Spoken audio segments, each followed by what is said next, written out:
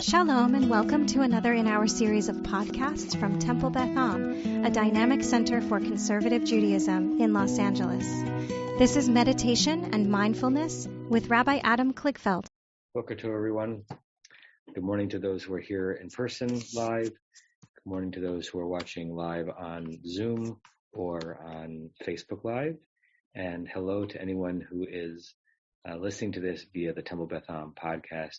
Here's our opportunity that we give to ourselves and to one another to claim minutes that are owned by no one but you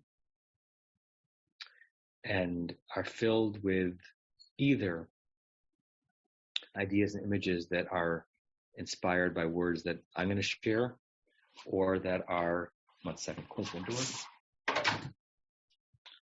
or that simply percolate in your own mind as you are going through this meditative process. We often talk in meditation about the paradox between emptying your mind, so it's just you and the openness and your breathing, and also the opportunity for you to see your mind, for you to experience your mind, for you to be a witness to your mind unblocked by all the things that happen in a day that push us in one direction or another. We actually have a mind that is separate from our duties and our tasks and our responsibilities. And so some of that becomes apparent in a meditative process. And as you know, if you've meditated with me a little bit, usually this time of year between Pesach and Shavuot, I like to have our meditations be connected to the day of the Omer and the Sphira, the Kabbalistic emanation that we're supposed to be focusing on today. Because our meditations are on Friday, we will always be during this year in the sixth day of one of the emanations, and the sixth day is Yesod, and Yesod means foundation in Hebrew, but in Kabbalah it really means bonding, it means connecting to another, and therefore we are on the sixth day of the third week, because it's the 20th day of the Omer. The third week of the Omer is Tiferet. A word which in Hebrew means glory or beauty, but in Kabbalistic terms, it means compassion. We could talk why that's the case, why the Hebrew word tiferet, which could refer to a crown of glory, why it's understood Kabbalistically to mean compassion. But accept that that's where tiferet lives. And so the question today is, what is Yesod of tiferet? What is the way of expressing compassion that jumps from sympathy to empathy? Sympathy is, you are entirely different than I am, and I feel bad for your situation. Can I help you out? There's nothing wrong with sympathy, but it's a non-intimate transaction of emotions. Empathy, or doing compassion through bonding, is you might be different than I, but I'm actually living within you right now. I see you so well. I understand you so well that I'm allowing myself to become you on some level in this interaction. And so I extend myself to you. In a way that represents that there is almost no difference between us, at least for this micro moment. So we are going to meditate on that idea, trying to find the ability within each of us to not just express tiferet, compassion to someone, but to do so in a way that builds the bond, builds the yesod during that moment. I invite you to close your eyes. I invite you to start enjoying this moment. Nothingness can be enjoyed, or near nothingness. We're surrounded by some things all the time. What happens when we withdraw, retreat, and simplify? Right now, all there is you position of your body, the state of your mind, with time not mattering nearly as much as it does outside of this realm. To quote one of my teachers, for now, there is nothing to see, there is nothing to do, there is nothing to want.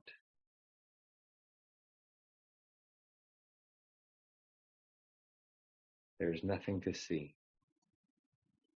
so you may leave your eyes closed. There's nothing to do, so you can sit still and you're missing absolutely nothing. There's nothing to want. You lack for nothing in this moment. You are whole, complete, and full.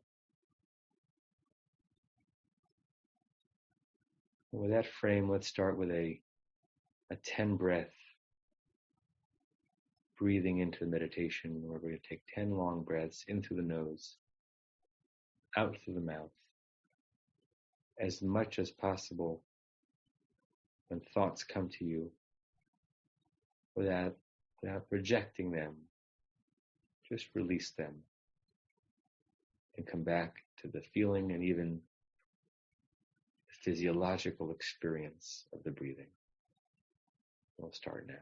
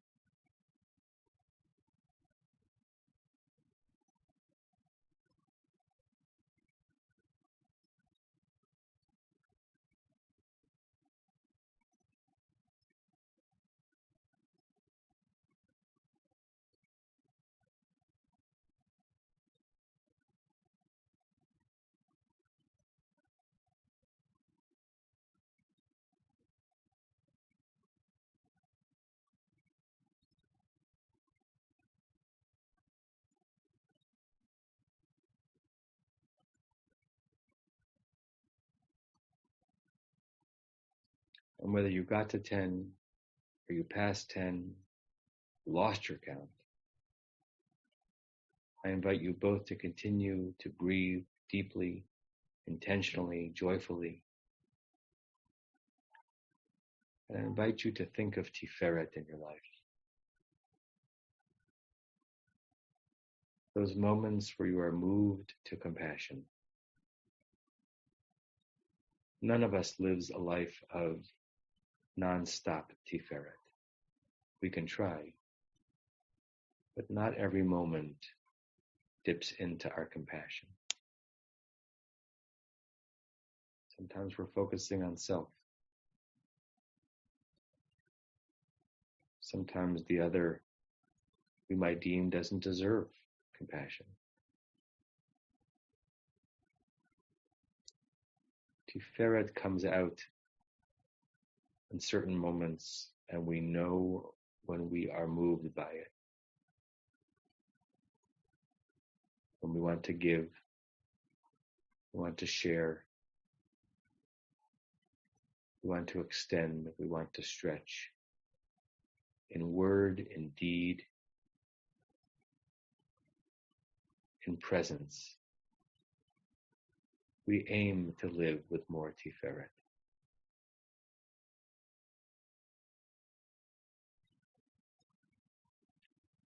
today is Yesod Shabbatiferet. That aspect of compassion that draws us closer to the other, rather than reinforces our separation. There is a way to be compassionate that makes it clear that you are the you and they are they, and you don't share the same reality. That's compassion from a distance. That's compassion with separation. That's compassion fueled by sympathy. It's not a bad thing. It's supremely better than the absence of it. But let your mind wander to the moments where you stayed in sympathetic tiferet and did not stretch to Yesod Shabbatiferet, a giving and extending that becomes a foundation between you and the other person, a bonding, an empathy, a true seeing and holding of the other. In Yesod Shabbatiferet, we are not giving because we have and they don't, and so we might as well offer some.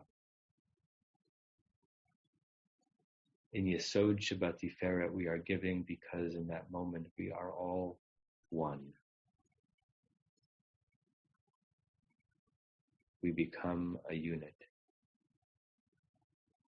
So if I have, how can you not have? For we are one thing.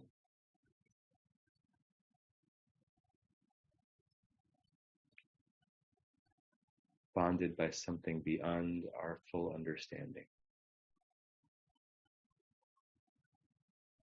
And so again, I invite your mind to wander to moments just recently past or coming up, where you could stop the tiferet before you get to Yesod, or you did stop. But there was another step.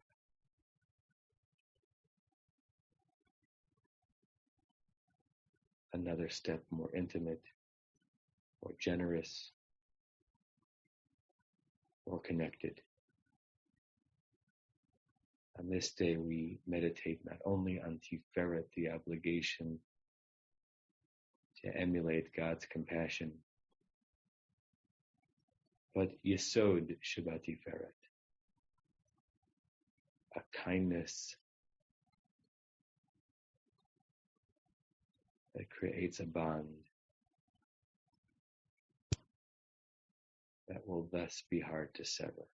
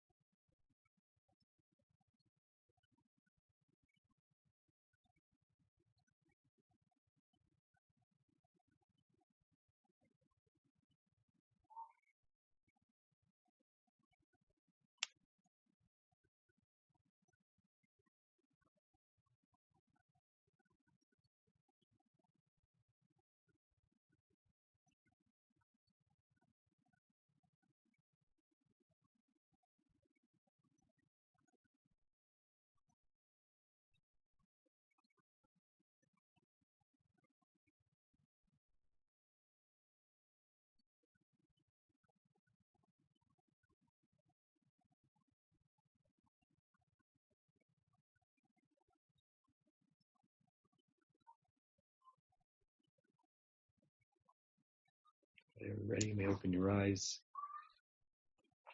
I'll share the closing meditation prayer, and we'll say it together.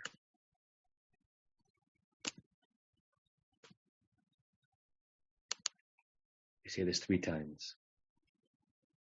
May we and all beings have happiness and the causes of happiness. May we all be free of suffering and the causes of suffering. May we all experience true happiness that has no taint of suffering. May we live in great equanimity, free from burdening attachment to loved ones and contempt for others, but rather with compassion for all. May we and all beings have happiness and the causes of happiness. May we all be free of suffering and the causes of suffering. May we all experience true happiness that has no taint of suffering. May we live in great equanimity, free from burdening attachment to loved ones and contempt for others, but rather with compassion for all. May we and all beings have happiness and the causes of happiness. May we all be free of suffering and the causes of suffering. May we all experience true happiness that has no taint of suffering. And may we live in great equanimity, free from burdening attachment to loved ones and contempt for others, but rather with compassion for all. And I say to you all shalom and Shabbat shalom and namaste, and I hope to see you soon. You have been listening to another in our series of podcasts from Temple Beth Am, a dynamic center for conservative Judaism in Los Angeles. If you enjoy these podcasts, we invite you to write a review on the Apple Podcast site or wherever you get your podcasts. For more information about Temple Beth Am Los Angeles, go to tbala.org.